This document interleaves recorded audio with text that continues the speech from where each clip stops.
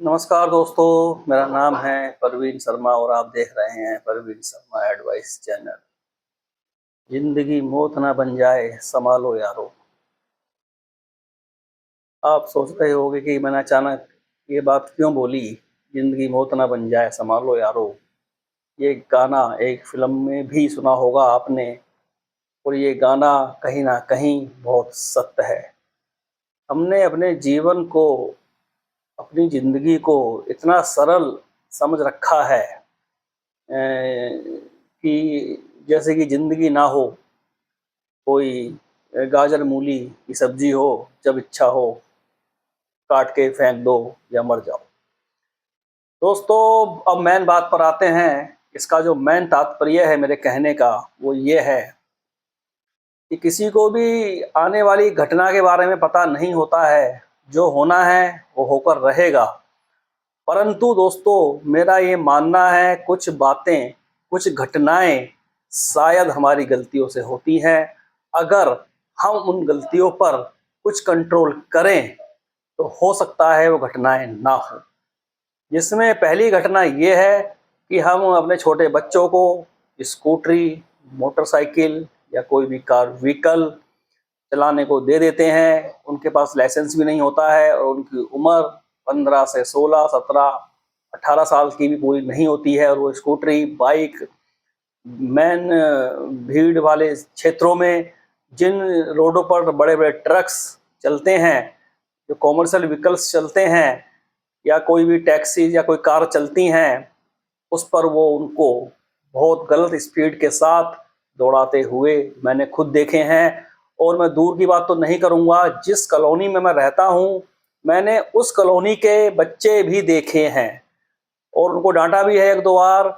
परंतु हम लोग उनको ज़्यादा नहीं कह सकते किसी भी बच्चे को, क्योंकि उनके माँ बाप को बुरा लगेगा। वो बड़े खुश होते हैं कि हमारा 15 साल का बच्चा स्कूटरी को दौड़ा रहा है, भगा रहा है, लेकिन वो उसकी ज़िंदगी से खिलवाड़ कर रहे हैं वो माँ बाप।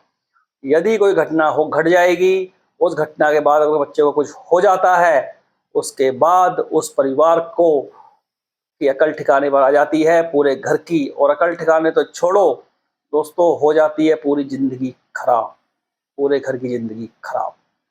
इस चीज़ को आप हल्के में ना लें, ये बहुत बड़ी बात है। और बहुत बड़ी-बड़ी घटनाएँ आपने सुनी भी होंगी, हो गई हैं और होती रहती हैं आए दिन। उसमें सबसे बड़ा कारण हमारी लापरवाही का है। तो ये तो हो गई बच्चों की बात। उसके बाद मैंने कुछ बड़े बुजुर्ग, यंग, कॉलेज में पढ़ने वाले, जिनके पास डीएल भी है, सब कुछ है, उनको मैंने बहुत गलत तरीके से बाइकें चलाते हुए देखा है। बुलेट ले लेंगे, उसके पीछे का वो निकाल देते हैं, फटर फटर की आवाज़ करती है बड़ी भयंकर तरीके से, जो कानूनी अपराध है।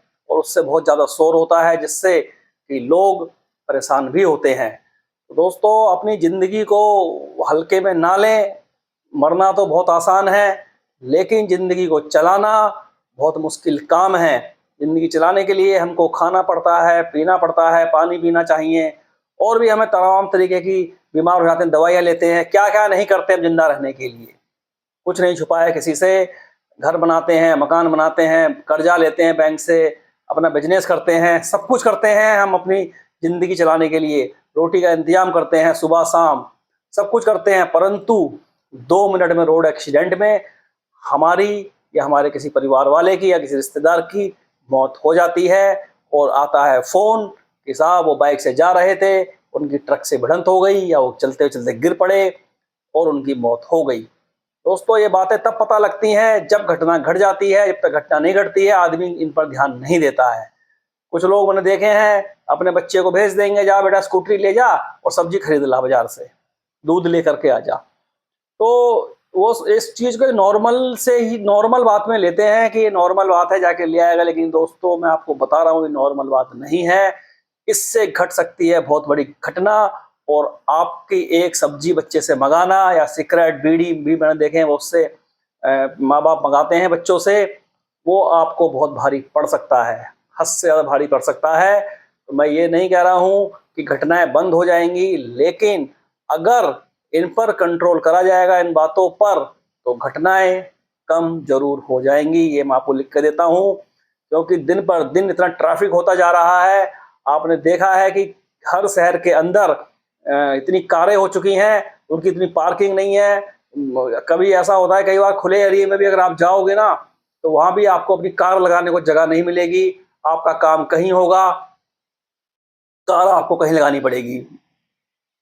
इतनी समस्या हो चुकी है, इतने ज्यादा वाहन हो चुके हैं। आने वाला समय ऐसा हो जाएगा कि लोग, सरकार को मैं एक अल्टीमेटम देना चाहता हूं। वैसे तो सरकार के पास सारे आंकड़े होते हैं, कितनी कारें बिक रही हैं, कितने रजिस्ट्रेशन हो रहे हैं, क्या हो रहा है।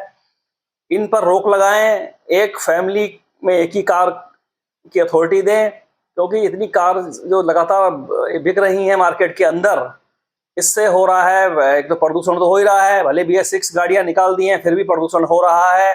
और सबसे बड़ा प्रदूषण हो रहा है रोड जाम का।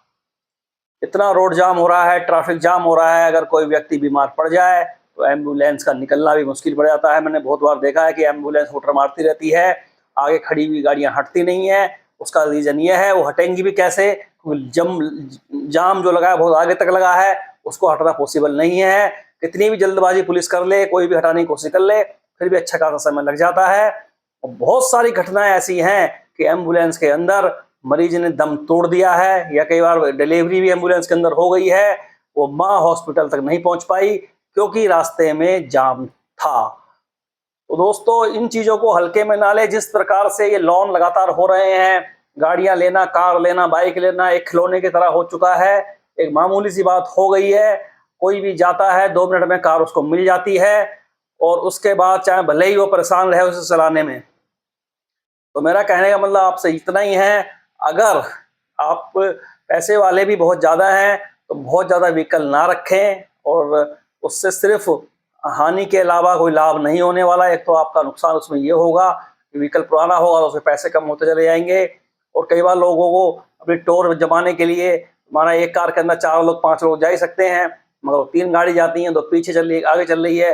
तो इस तरीके की भी एक मानसिकता है लोगों के अंदर। तो रोड पर जब भी गाड़ी लेकर जाएं, चाहे आप DL आपका भले ही बन चुका है, ट्रैफिक नियमों का पालन करें, और हेलमेट तो जरूर लगाएं।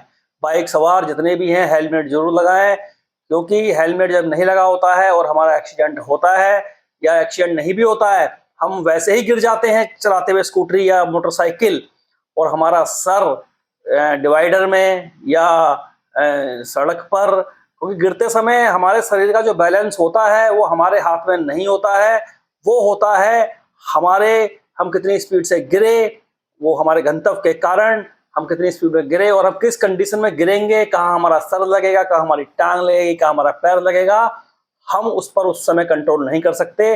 गिरने के 30 सेकंड 40 सेकंड का समय गिरने में लगता है हमको पूरा तरीके से, या 20 सेकंड का, वो समय हमारे हाथ में नहीं होता है दोस्तों।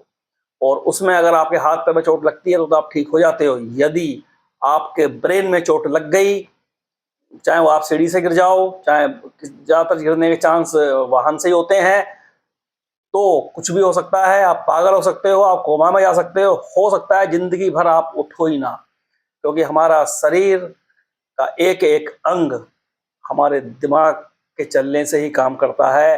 वैसे तो पूरे शरीर के सारे अंग ही इंपॉर्टेंट होते हैं, लेकिन सबसे ज्यादा इंपॉर्टेंट हमारा दिमाग है, हमारा मस्तिष्क है। इसी मस्तिष्क के कारण हमने बड़ी बड़ी हॉस्पिटल बनाए हैं, बड़े बड़े इलाज बनाए हैं, बड़ी बड़ी तोपें बनाई हैं, बड़े बड़े हथियार बनाए हैं, बड़े बड़े वाहन बनाए हैं, मतलब बड़ी बड़ी मिसाइलें बनाई हैं, और बड़ी बड़ी तरक्कियां करी हैं सिर्फ दिमाग से। शरीर तो जानवरों के पास भी है, लेकिन वो ये सब नहीं कर पाए क्योंकि उनके पास दिमाग तो है, लेकिन वो दिमाग नहीं है जो भगवान ने इंसान को दिया है। तो दिमाग होने के बाद भी अगर आप बचकाना हरकतें करेंगे तो बच्चे आपके क्या करेंगे, आप ये खुद सोच लें। तो बच्चों को समझाएं, क्योंकि बच्चों को उतनी अकल नहीं होती है। 17-18 साल की उम्र में एक खून का जोश अलग ही होता है, क्योंकि जब मेरी उम्र भी 17-18 साल की थी, तो मेरे पिताजी जब पुलिस में थे और वो ड्यूटी में बाहर चले जाते थे, तो उनकी बुलेट मोटरसाइकिल या एक स्प्लेंडर प्लस मोटरसाइकिल थी हमारे पास उस समय। तो मैं उनके जाने के बाद मैं लाइसेंस भी नहीं बनाता, और मैं उसकी चाबी निकालता था और उसको स्टार्ट करके घूमने चल देता था। तो मुझसे वो गिर भी जाती थी कई बार, बहुत कुछ ऐसा होता था। तो वो जो तजुर्बा मैंने देखा, उस टाइम हमारे शहर में इतनी भीड़ नहीं थी। खैर, जो आपसे ये कम से कम 15, 17, 18 साल पुरानी बात है। आज मेरी उम्र 36-37 साल हो चुकी है लगभग। तो ये उस समय की बात है जब मैं 18 साल का था, कितनी पुरानी बात होगी आप लगा लो। तो दोस्तों वो रिस्क बहुत ज़्यादा खतरनाक होता है, क्योंकि देखो हमारा काम है, शादी के बाद हमारे बच्चे हुए हैं, होते हैं तो बड़े होते हैं, उनको समझाने का हमारा काम है, क्योंकि हम उस उम्र से गुजर चुके हैं जिस उम्र में वो आ रहे हैं। तो हेलमेट के बिना बिल्कुल बाइक ना चलाएं। आप सिर्फ हेलमेट अच्छी क्वालिटी का पहने, अच्छी कंपनी का पहने। सिर्फ आप हेलमेट इसलिए ना पहने कि आपको पुलिस से बचना है, पुलिस का कुछ नहीं जाएगा, पुलिस वालों को सिर्फ आपको समझा ही सकते हैं, ठीक है ना। अगर किसी व्यक्ति का हेलमेट पे चालान कटता है तो मैं उस पुलिस वाले को बहुत अच्छा मानता हूं कि बहुत अच्छा काम करा, लेकिन एक काम पुलिस और करे, हेलमेट पे चालान भी काटे और बाइक को छोड़े ना, और अपने पास भी हेलमेट रखे कि भाई ये हेलमेट पकड़ और इसके पैसे गूगल पे फोन पे कर, जमा कर, और हेलमेट के बिना यहाँ से जाएगा भी नहीं है। तो ये सिस्टम पुलिस और जरूर करे, क्योंकि मेरा ये मानना है कि हेलमेट पे चालान जिसका कट रहा है उसमें पुलिस की एक पैसे की गलती नहीं है, वो बहुत अच्छा काम कर रही है पुलिस। हेलमेट पे चालान काट के कटना ही चाहिए, क्योंकि हेलमेट ना लगाने का मतलब यह है कि आप दड़े-आम अपनी मौत को दावत दे रहे हैं। मैंने बहुत सारे केस ऐसे देखे हैं जिसमें बाइक सवार नीचे गिरा है या स्कूटी सवार नीचे गिरा है, अगर हेलमेट लगाया होता तो वो बहुत बड़ी घटना से बच जाता, मरने से बच जाता, दिमाग में चोट लगने से पागल होने से बच जाता। तो लाखों रुपए उसके घर वालों ने उसको अस्पताल में भर्ती करा के लगाए, फिर भी वो ठीक नहीं हुआ, उन सब परेशानी से बच जाता। क्योंकि हेलमेट बहुत इंपॉर्टेंट चीज है। हमारा सर अगर फट जाता है नीचे करके बुरी तरीके से, तो हमारे बचने के चांस बहुत कम है, और हम बच भी गए तो बुद्धि से पागल हो जाएंगे, हमारा दिमाग काम नहीं करेगा, हम कोमा में चले जाएंगे। अगर हमारा कोई और अंग टूट जाए, हाथ पैर कुछ, तो कुछ समय के बाद ठीक हो जाएगा। लेकिन दोस्तों मेरी बात का विश्वास करना, चाहे किसी डॉक्टर से भी आप पता कर लेना इस बात के लिए, ब्रेन की चोट बहुत डेंजर है, बहुत खतरनाक है, और आप इसमें जिंदगी भर भी बेड पर पड़े रह सकते हैं। इस तरीके के केस हुए हैं। मंदबुद्धि हो सकते हैं, आप पागल हो सकते हैं, आपकी याददाश्त जा सकती है, और आप मर तो सकते ही हैं।